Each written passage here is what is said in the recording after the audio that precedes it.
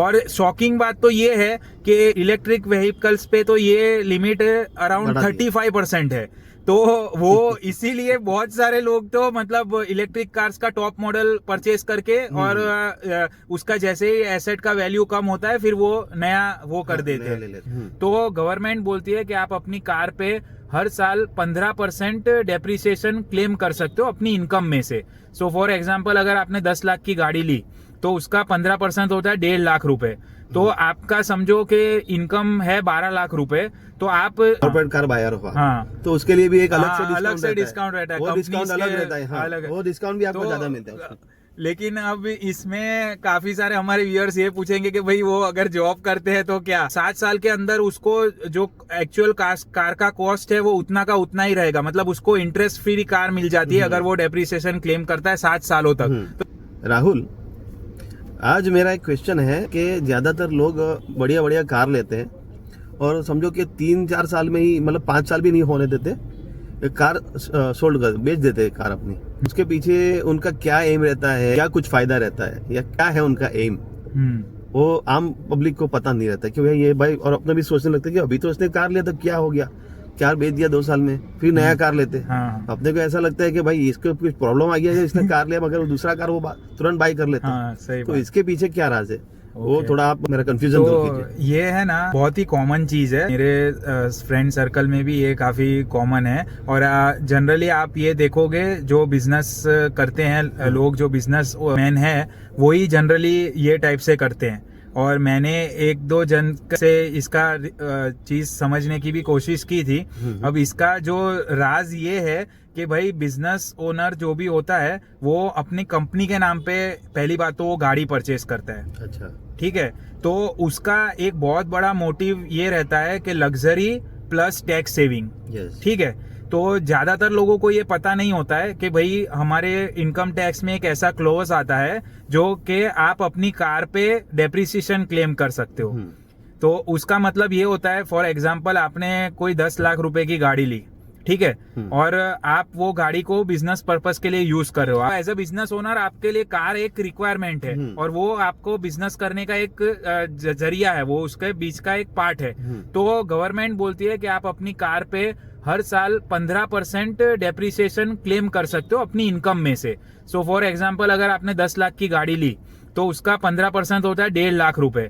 तो आपका समझो कि इनकम है 12 लाख रुपए, तो आप हर साल उस वो फर्स्ट ईयर में आप वो 12 लाख में से माइनस कर दोगे 1.5 लाख रुपए, जिसपे आपका 30% टैक्स बच जाएगा। अच्छा, अब इससे होता क्या है कि बिजनेस ओनर्स तो काफी बड़ी बड़ी लग्जरियस गाड़ी 25 लाख 30 लाख 50 लाख की गाड़ी लेते हैं, करोड़ तक लेते हैं। हाँ, तो और ये हर साल वो लोग डेप्रिसिएशन क्लेम करते हैं WDV वैल्यू पे, यानी रिटर्न डाउन वैल्यू करके एक कंसेप्ट होता है। मैं बहुत टेक्निकल नहीं जाऊंगा।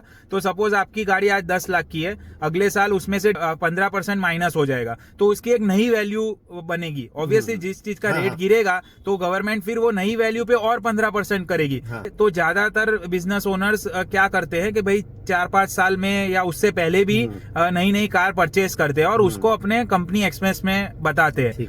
और शॉकिंग बात तो ये है कि इलेक्ट्रिक व्हीकल्स पे तो ये लिमिट अराउंड 35% है। तो वो इसीलिए बहुत सारे लोग तो मतलब इलेक्ट्रिक कार्स का टॉप मॉडल परचेज करके और उसका जैसे ही एसेट का वैल्यू कम होता है फिर वो नया वो कर देते हैं। दूसरी बात ये भी है कि सिर्फ गाड़ी की वैल्यू नहीं, जो फ्यूल का एक्सपेंस होता है, उसका मेंटेनेंस कॉस्ट है, हर चीज पे वो लोग अपना बिजनेस एक्सपेंस क्लेम कर सकते हैं। और जो लोन का अमाउंट होता है उसको भी एज अ बिजनेस एक्सपेंस में कंसिडर किया जाता है। तो ओवरऑल आप देखोगे तो बिजनेस ओनर्स को तो इसमें बहुत फायदा होता है। दूसरा एक फायदा अभी मैंने देखा है कि अगर आप नया कार जैसे ही परचेज करने जाते हो तो जैसे कि भाई आपको कॉर्पोरेट कार लेनी है, कॉर्पोरेट कार बायर हो, तो उसके लिए भी एक अलग से डिस्काउंट रहता है। वो डिस्काउंट अलग रहता है, वो डिस्काउंट भी आपको ज्यादा मिलता है। लेकिन अब इसमें काफी सारे हमारे व्यूअर्स ये पूछेंगे कि भाई वो अगर जॉब करते हैं तो क्या।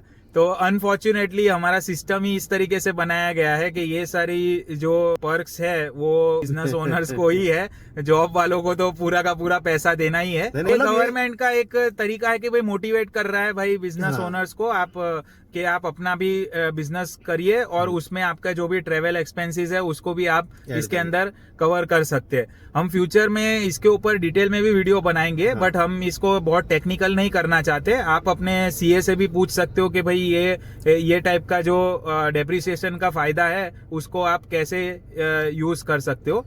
बट मोटा मोटी अगर आपको एक शॉर्ट में समझना है तो एक पर्सन जो कार लोन पे परचेज कर रहा है 7 साल के लिए और वो इंटरेस्ट भी भर रहा है, तो 7 साल के अंदर उसको जो एक्चुअल कार का कॉस्ट है वो उतना का उतना ही रहेगा। मतलब उसको इंटरेस्ट फ्री कार मिल जाती है अगर वो डेप्रिसिएशन क्लेम करता है 7 सालों तक। तो इन शॉर्ट इसी वजह से जो बिजनेस ओनर से लोन पे ही कार लेते हैं और इस तरीके से उसका यूज करते हैं। क्या है कि फिर आप ये छोटे बिजनेसमैन के लिए भी नहीं है हाँ कि आपकी फिर ऐसे हाँ, आपकी आपका- वैल्यू और मैक्सिमम आपका जो इनकम स्लैब Income, भी उतना yes. होना चाहिए। अगर आपका इनकम हाँ। स्लैब में ही नहीं हो तो आप क्या चीज उसमें से डेप्रिसिएट करोगे। तो वह ये काफी सारे तो- इसमें फैक्टर्स हाँ, आते हैं। तो- होप यू लाइक ठीक the video. Thank you. Thank you.